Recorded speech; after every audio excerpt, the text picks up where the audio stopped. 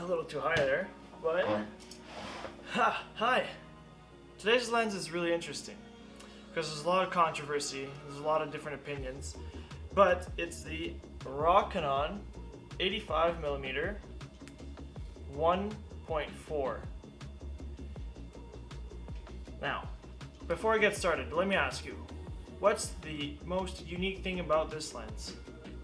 Well, it's not Canon. It's Rokinon, and it's an RF mount. Why is that unique? Because it's the only third-party RF lens that you can get. There are 4 different 85mm RFs. There's the Canon 85mm 1.2, 1.2 DS, and then there's the 85 f2 STM IS, and then there's Rokinon. Not Canon, Rokinon, or Samyang, same brand though. Rokinon is US and Samyang is Japan.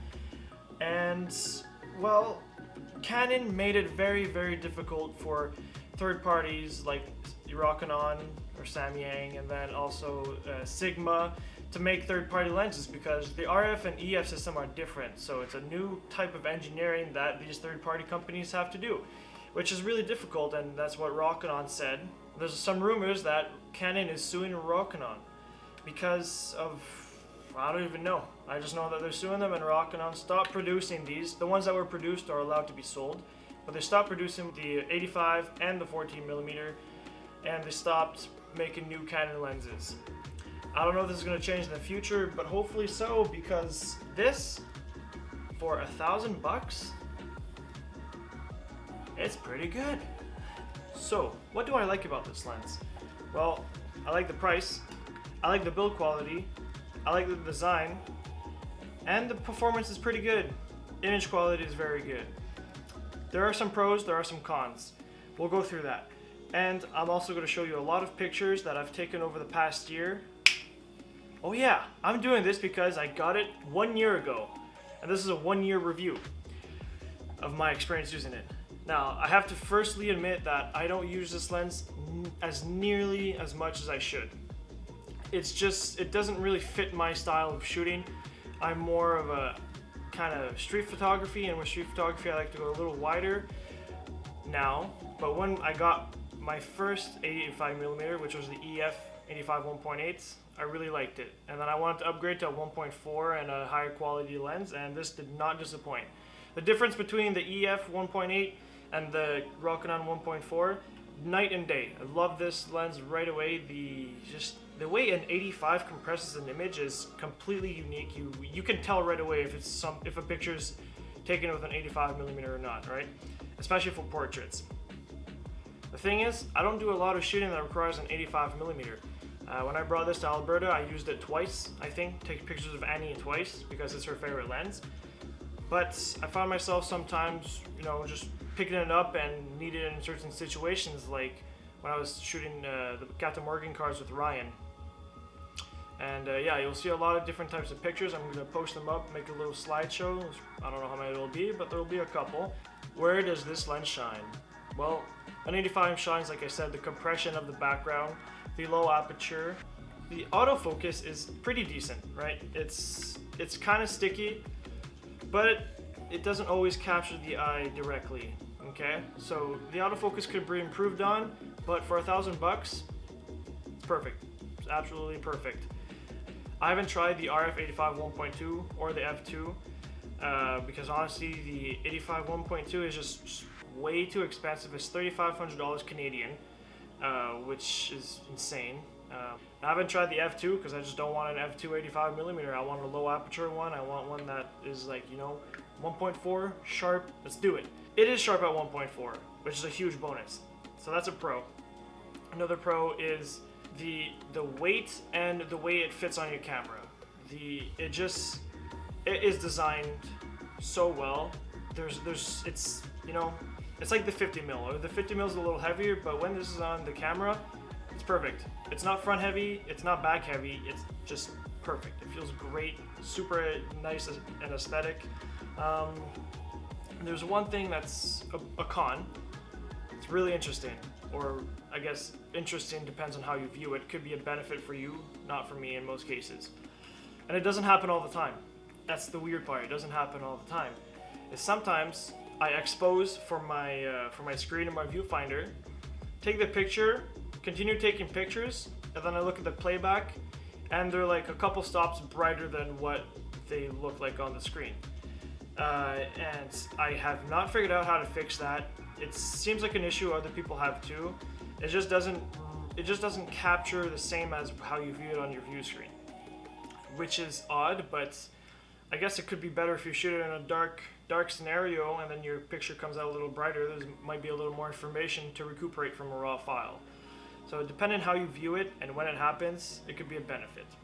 But I've realized the only way to fix it is to reattach the lens and reattach it. Sometimes it works because, like I said, it happens sometimes and sometimes it doesn't, which is really odd. The other thing that's a con is the chromatic aberration. Now, of course, chromatic aberration happens in every low aperture lens, in almost every lens at some point if there's extreme highlights. But usually it's recoverable, right? Because fringing is either purple or green. Sometimes it can go a little off color. And that's the case for this lens.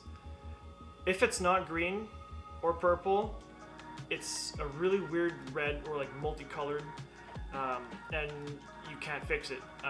You can fix it as much as possible with the sliders in Lightroom on the lens correction panel, but you can't just click it with the eye drop. It's not gonna register that's chromatic aberration.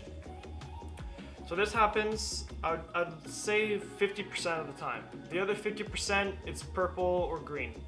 So that was one of the big things about this lens when it came out, when it was released, is like there's not that much chromatic aberration because Rokinon put a lot of effort into fighting that, which is really honestly admirable and a good thing to do, right? Because we don't like fringing, and sometimes you're looking at a picture, you edit it, and it doesn't pop up until like you look at the edited version and you're like, I gotta go back, gotta take that off.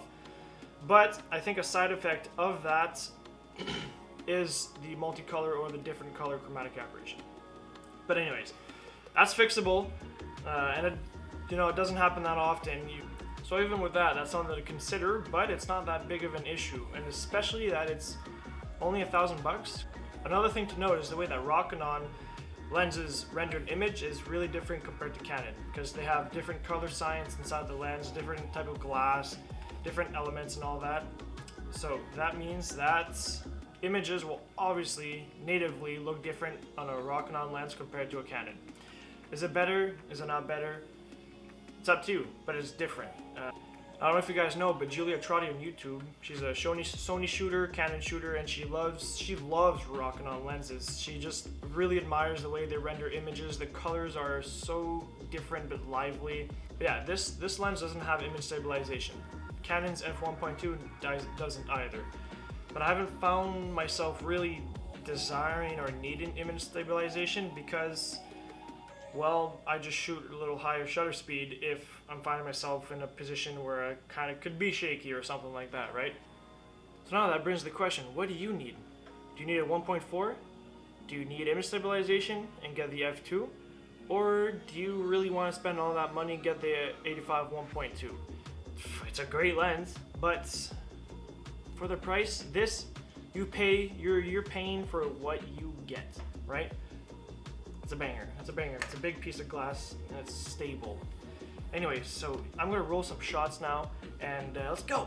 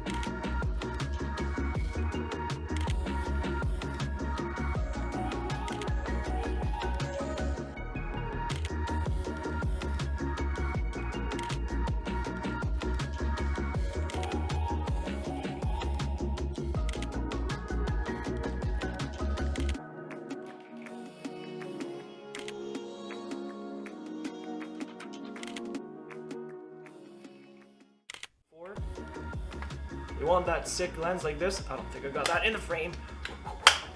Woo. It's okay, it has a filter, don't worry.